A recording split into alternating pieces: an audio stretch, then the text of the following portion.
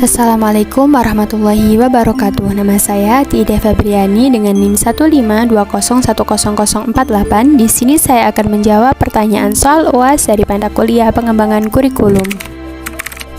Soal yang pertama, jelaskan landasan-landasan pengembangan kurikulum. Secara umum, pengembangan kurikulum dikelompokkan dalam 4 jenis landasan, yaitu landasan filosofis, landasan psikologis, landasan sosiologis, serta landasan ilmu pengetahuan dan teknologi atau IPTEK. 1. Landasan filosofis. Landasan filosofis mengandung arti bahwa pendidikan senantiasa berhubungan dengan manusia, baik sebagai subjek, sebagai objek, maupun sebagai pengelola. Dengan demikian, pendidikan senantiasa berintikan interaksi antar manusia. Di dalam interaksi tersebut tentu saja ada tujuan dan sasaran yang harus dicapai. Ada pula materi atau bahan yang diinteraksikan, ada proses yang ditempuh dalam menginteraksikannya, serta ada kegiatan evaluasi untuk mengetahui ketercapaian proses dan hasilnya. 2. Landasan psikologis. Landasan ini didasarkan pada prinsip bahwa perkembangan seseorang dipengaruhi oleh lingkungan dan kematangan. Lingkungan yang dimaksud dapat berasal dari proses pendidikan.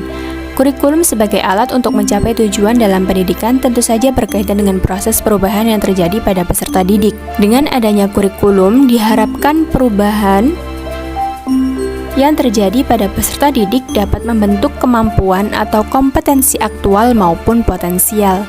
3. Landasan sosiologis. Landasan ini didasari bahwa pendidikan adalah proses budaya untuk meningkatkan harkat dan martabat manusia. Pendidikan adalah proses sosialisasi melalui interaksi insani menuju manusia yang berbudaya.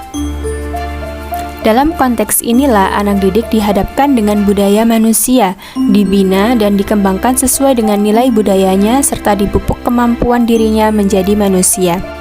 4. Landasan ilmu pengetahuan dan teknologi atau IPTEK. Dalam konteks ini, kurikulum sebagai program pendidikan harus dapat menjawab tantangan dan tuntutan masyarakat. Untuk dapat menjawab tuntutan tersebut, bukan hanya pemenuhan dari segi kurikulum saja, melainkan juga segi strategi pelaksanaannya.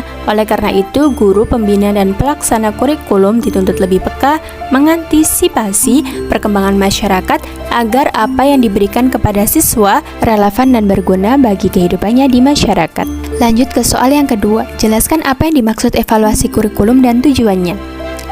Evaluasi kurikulum adalah kegiatan yang sistematis untuk menilai rancangan, implementasi produk, dan dampak suatu kurikulum. Evaluasi kurikulum ini mencakup evaluasi tujuan, sistem, dan evaluasi kasus. Tujuan evaluasi kurikulum adalah untuk memperbaiki substansi kurikulum, prosedur implementasi kurikulum, metode instruksional, serta pengaruhnya pada belajar dan perilaku siswa. Lanjut ke soal yang ketiga, jelaskan pengertian, kelebihan, dan kekurangan kurikulum terpadu. Yang pertama, pengertian. Kurikulum terpadu adalah suatu hasil upaya integrasi bahan pelajaran dari aneka ragam masalah yang memerlukan solusi menggunakan materi atau bahan dari beberapa disiplin ilmu atau mata pelajaran. Kurikulum ini memiliki ciri yang amat longgar dan tujuannya bukan hasil belajar peserta didik yang seragam, sehingga guru, orang tua, dan peserta didik adalah masing-masing komponen yang harus bertanggung jawab dalam proses pengembangannya. Kemudian kekurangan dari kurikulum terpadu yang pertama yaitu ditinjau dari ujian akhir atau tes masuk yang uniform, maka kurikulum ini akan banyak menimbulkan keberatan. Yang kedua, kurikulum ini tidak memiliki urutan yang logis dan sistematis. Yang ketiga, diperlukan waktu yang banyak dan bervariasi sesuai dengan kebutuhan siswa maupun kelompok. Yang keempat, guru belum memiliki kemampuan untuk menerapkan kurikulum ini. Dan yang kelima, masyarakat, orang tua, dan siswa belum terbiasa dengan kurikulum terpadu ini.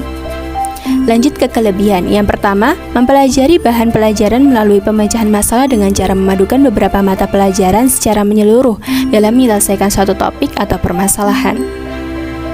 Yang kedua, memberikan kesempatan pada siswa untuk belajar sesuai dengan bakat, minat, dan potensi yang dimilikinya secara individu. Yang ketiga, memberikan kesempatan pada siswa untuk menyelesaikan permasalahan secara komprehensif dan dapat pengembangan belajar secara bekerja sama atau kooperatif. Yang keempat, mempraktikkan nilai-nilai demokrasi dalam pembelajaran. Yang kelima, memberikan kesempatan pada siswa untuk belajar secara maksimal. Yang keenam, memberikan kepada siswa untuk belajar berdasarkan pada pengalaman langsung. Dan yang ketujuh, dapat membantu peningkatan hubungan antara sekolah dengan masyarakat. Lanjut ke soal yang keempat. Jelaskan komponen apa saja yang harus ada dalam RPP. Komponen RPP: 1. Identitas sekolah atau nama satuan pendidikan. 2. Identitas mata pelajaran atau tema atau subtema. 3. Kelas atau semester. 4. Materi pokok. 5. Alokasi waktu. 6. Kompetensi dasar dan indikator. 7. Tujuan pembelajaran. 8. Materi pembelajaran. 9. Metode pembelajaran. 10. Media pembelajaran. 11. Sumber belajar. 12. Langkah-langkah pembelajaran. Dan 13 atau yang terakhir, penilaian hasil belajar. Baik, mungkin itu saja dari saya mengenai jawaban UAS pada mata kuliah pengembangan kurikulum. Kurang lebihnya mohon maaf, semoga bermanfaat. Terima kasih. Wassalamualaikum warahmatullahi wabarakatuh.